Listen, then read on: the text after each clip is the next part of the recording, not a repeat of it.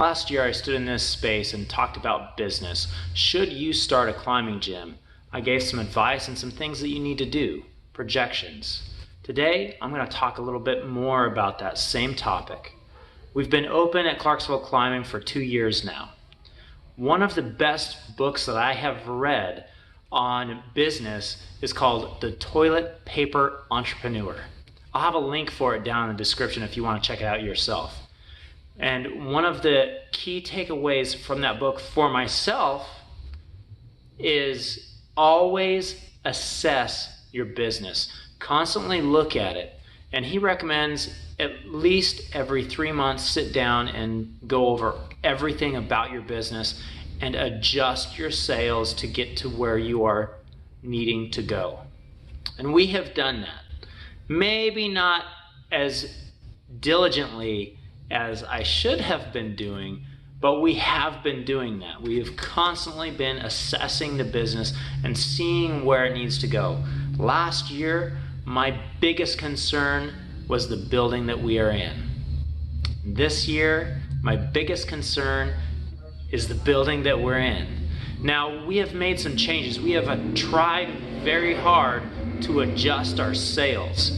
And this space that I'm standing in, if you remember watching that video from last year, you'll see that it is much different. That's part of the assessment and adjusting our sales. We noticed and we got some feedback about ropes. We needed ropes in this space for parties. So parents could bring their little kids in and tie them up and let them fly and go up and down the walls, and they don't have to worry about the impact or the falling. Bouldering is fairly dangerous, and I would say it is more dangerous and has more impact on the body than, say, an auto belay does. So having an auto belay or a top rope does help you appeal to a wider audience. So we saw that, and we saw the ability to change this space and add that. So we spent a lot of time and a lot of money, and we raised this roof, raised the ceiling rather, and added in our top rope, our auto belay. The wall that's behind me, that was just a little kid's wall, and now it is a top out boulder, and it is fantastic. Even though it is dead vertical, it is still a lot of fun to pull over the top of the boulder. And we got this space done and looking nice in the middle of March 2020. Yeah, and then the shutdown happened. We were closed for 41 days during our peak business season for the whole year. We were able to open our doors again on May 1st. So we were open for all of the month of May, all of the month of June, and now we're going into July.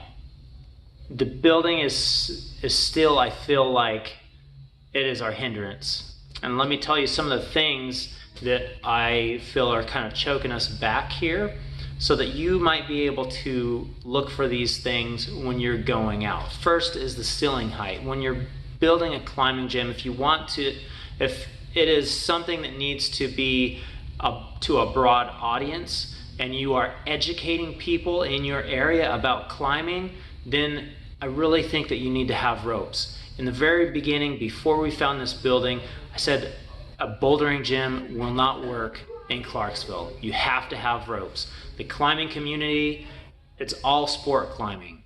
The community that doesn't know anything about rock climbing, when they hear that there's no ropes, they just automatically think Alex Honnold and Free Solo going just crazy.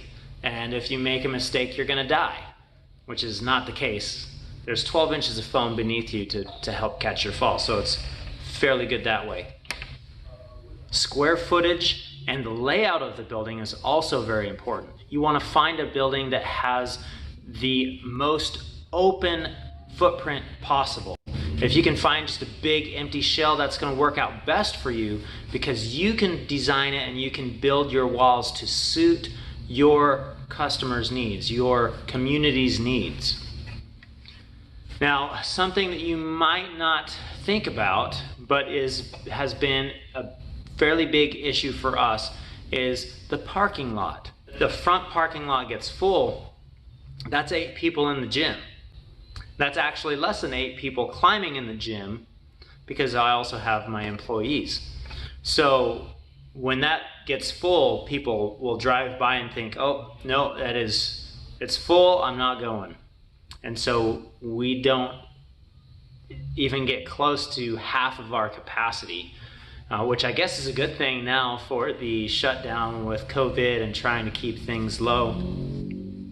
But those are issues that we've had.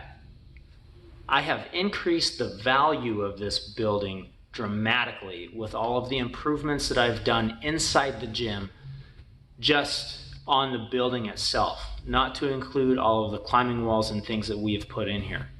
So because we have defaulted on our lease, as we were closed for 41 days and it was impossible for us to pay that rent, our landlord came to us and asked us to either get current by the mid of this month or leave. Now, because we have defaulted on our lease, I could have, held up to my guns and just kind of staked claim and said, no, I'm not leaving. But if you are constantly assessing your business and what is going on, and I've just told you that I've been doing that, and what is holding us back, it's the building, right? So we are actually going to be leaving. We are leaving this location without another location to go into, which is very unfortunate. I wish I had another location, but we don't. So what I'm trying to say is Clarksville Climbing is closing. We're permanently closing at this location. Now, that doesn't mean that we're done. That doesn't mean that I'm not going to build another climbing gym. I'm definitely not leaving the Climber Dad community either. I plan on still being here and still doing the same things that I've been doing. If you want to see some specific numbers, there's going to be another video that's coming out, and I will have a link down in the description below or possibly at the end. And it may actually be on another channel, so you're definitely going to want to pay attention to that link.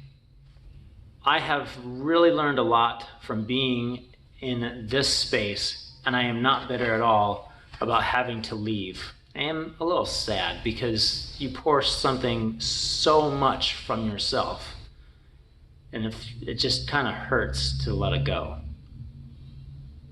And when I start tearing down the walls, I know it's gonna really hurt. But I'm gonna try to have some fun with it, and we're gonna have some videos of that as well. So stay tuned. If you're new here, hit that subscribe button if you want to see something like that, tearing down these walls. And hit the like button if this has helped you. Also, if you guys have any questions about anything that I've talked about, comment down below.